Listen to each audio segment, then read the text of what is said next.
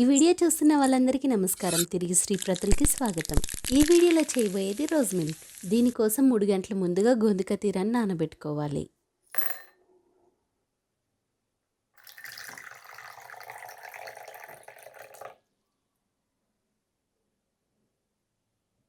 ఒక అరగంట పాటు సబ్జా గింజల్ని కూడా నానబెట్టుకోవాలి.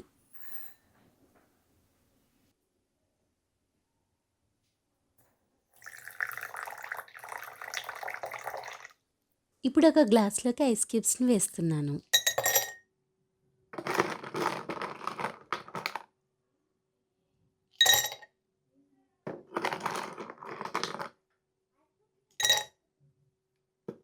అలానే 2 టీ స్పూన్ల సబ్జా గింజల్ని కూడా వేస్తున్నాను. అలానే ముందుగా నానబెట్టి చెట్టుకున్నటువంటి 2 టీ స్పూన్ల గోందుక తీరాన్ని కూడా వేస్తున్నాను.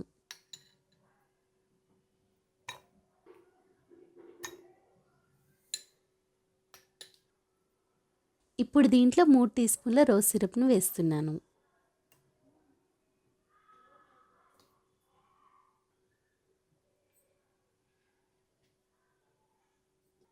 టూ 200 ml పాలలో 2 టీ స్పూన్ల చక్కెర వేసి కాచి చల్లారినటువంటి పాలని పోస్తున్నాను.